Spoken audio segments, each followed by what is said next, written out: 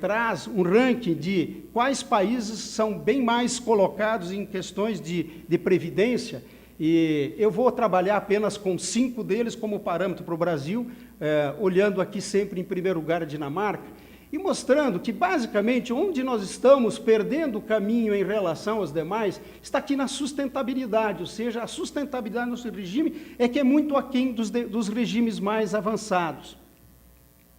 Aqui também nós exploramos, quando a gente está vendo, isto para mim é extremamente significativo nas mudanças que nós pretendemos enfrentar. Esses dados são da OCDE, lá de 2016, e eu me vali também de dados outros para poder fazer outro comparativo, mas quando nós estamos falando dos tetos básicos desses 5 países benchmark que estão utilizando, com a renda per capita, nós vemos que os níveis de cobertura, exceto aqui da Noruega, são extremamente altíssimos, mas vamos olhando a renda, tudo em dólar, tá, pessoal? A renda per capita do brasileiro, vis-a-vis o nosso teto, nós estamos falando que nós temos um índice de cobertura da Previdência Social de 250% da renda média, ou seja, nós estamos falando de algo que, para chegar aos níveis praticados mundialmente, nós estamos muito além, e isso, com certeza, já explorado anteriormente, os efeitos maléficos que isso traz para o crescimento da renda média do cidadão. Também, quando nós estamos falando de idades de aposentadorias e mudanças aqui já bem dita que os países da OCDE já estão enfrentando há muito tempo, nós estamos vendo que apenas um ainda não enfrentou, mas já tinha uma idade bastante alta, de aposentadoria bastante alta, ou bastante comum aos demais, mas a maior parte dos países já estão chegando a idade, chegando a 67, 69 anos, todos eles com transições lentas ao longo de mais de década. E também, quando a gente fala de nível de reposição salarial na aposentadoria, veja que nós estamos nos falando aqui sim a gente se compara muito próximo à Dinamarca, veja os demais países benchmark aqui assinalados. Muito bem, quando eu tenho falado muito de Dinamarca, é que eu gostaria de mostrar, a meu ver, por que a Dinamarca é o primeiro país classificado como um país modelo em termos de regimes previdenciários. Lá você tem 3 pilares também, 3 pilares, sendo que o primeiro pilar, na verdade, ele abriga 2 componentes. Uma aposentadoria básica obrigatória em repartição simples e outro um ATP que é basicamente uma contribuição definida em capitalização, mas também básica e também compulsória. Não muito diferente, professor Luiz, do que o senhor apresenta aqui com o primeiro e segundo pilar. Basicamente, aqui o primeiro e segundo pilar estão embutidos no primeiro pilar ali da Dinamarca. Uma idade que é de 65 anos, já migrando até 2030 para 68 anos. O teto da aposentadoria básica chega ao máximo de 18% do rendimento médio do trabalhador dinamarquês, e o sistema da ATP é um sistema de contribuição definida, onde tudo é acumulado, com os sistemas que a gente já conhece, contribuição definida, conta individual, não tem transferência intergeracional, enfim. Além dessa aposentadoria pública, então, há um segundo pilar, que aí é uma previdência complementar. Ela é, de certa forma, voluntária, tá?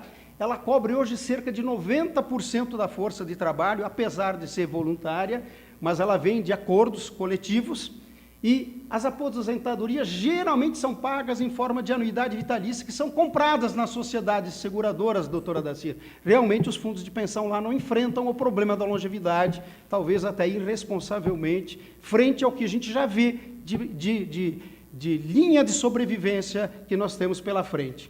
As taxas de contribuição são altas, tá? E tem um terceiro pilar, que é constituído por regimes complementares de aposentadoria voluntária, ou seja, aquela poupança individual que o cidadão tem que buscar sozinho, sem qualquer concurso, talvez aqui de um empregador.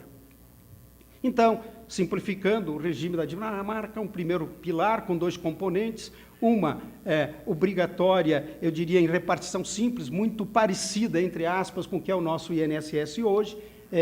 O custeio disso é orçamentário, ou seja, do Tesouro, chamaríamos, trazendo para o nosso sistema aqui, e um segundo componente de contribuição definida obrigatória em capitalização.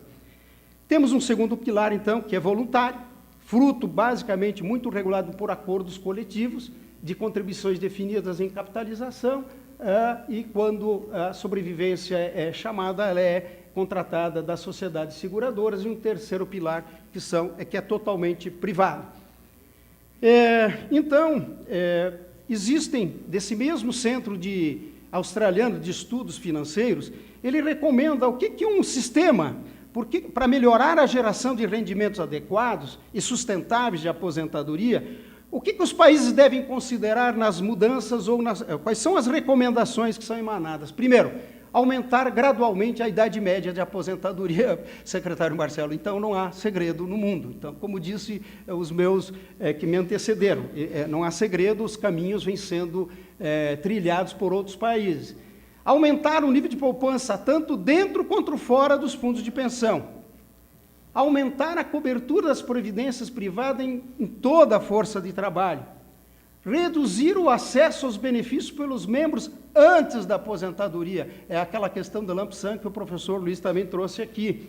E melhorar a transparência das operações dos planos de aposentadoria.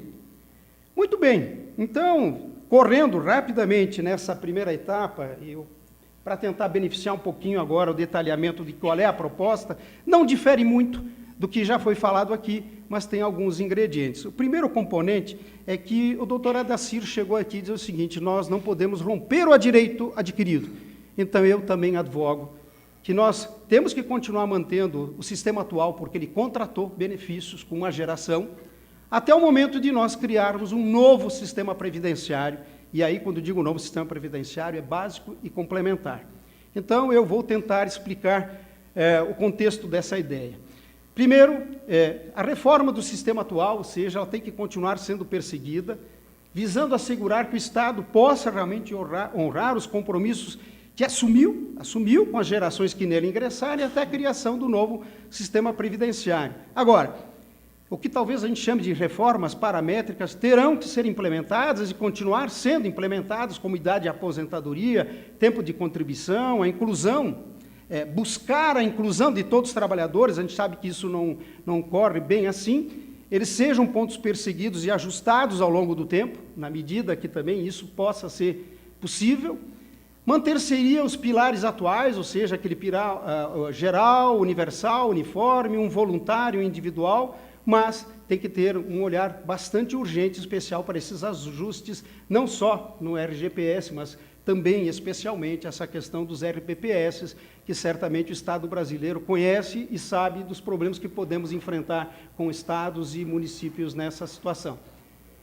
E aí eu queria detalhar um pouquinho o que é esse novo sistema previdenciário que nós comentamos. Primeiro, a ideia é que ele seja introduzido paralelamente ao atual, ou seja, trilhar caminhos paralelos, aplicado a uma nova geração de trabalhadores, ou seja, aqui eu dou um exemplo, se tivéssemos que fazer isto recentemente, colocar algo, tipo, daqui a alguns anos, aqueles nascidos a partir de 2002, ou enfim, uma data que contemple, quando da implementação desse regime, que aquela geração que completar 18 anos naquele ano já seja entrante deste novo regime de trabalho.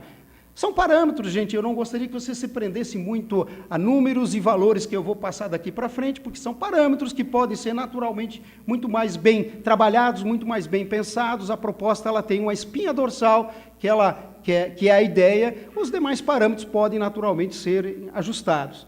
O regime atual, por não admitir novos trabalhadores, entraria em extinção. Ou seja, aquela população que hoje está abrigada no atual regime, ela vai se esvair ao longo do tempo, assim como a gente pensou numa questão de FUNPRESP, doutora Dacir, que ao longo do tempo uma geração vai substituir a outra dentro de um novo modelo. Neste novo sistema não pode haver distinção. Essa palavra tem que ser mandatória mesmo. Não há privilégios de qualquer natureza em relação aos trabalhadores. Todos têm que integrar este regime, independente do seu vínculo, se é público, se é privado, idade, gênero ou qualquer outra natureza, e todos seguirem as mesmas regras, homens, mulheres, enfim.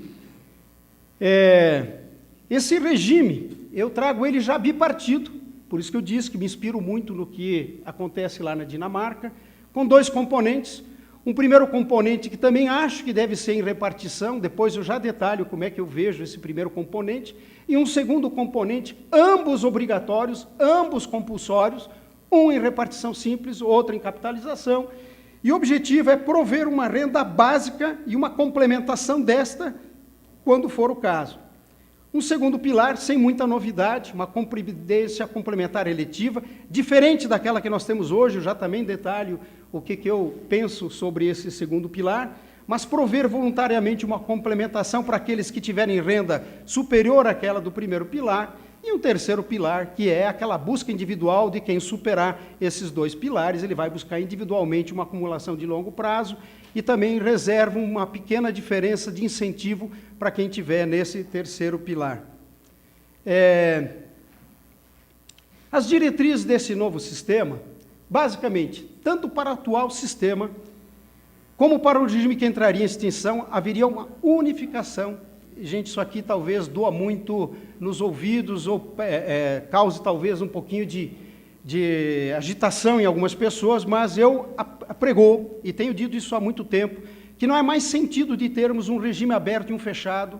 Nós somos os únicos no mundo que temos um regime aberto e fechado, com duas regulações distintas, com dois órgãos fiscalizadores distintos. Nós estamos competindo entre dois sistemas que deveriam ser unificados, não há mais sentido de conviverem. Os nossos grandes concorrentes não são mais estes dois atores. Já tentamos mostrar isso antes. Esses planos poderiam ser administrados, por exemplo, por umas APPs, administradoras de poupança previdenciária, que pode até se diferenciar entre buscarem lucro e não buscarem lucro. Buscar lucro não é feio, mas teria que ser também tratada de forma diferente se está buscando lucro. Uma única supervisão e regulação que seria exercida por um órgão de Estado, com maior participação da sociedade civil no estabelecimento das diretrizes ao lado de representantes de governo.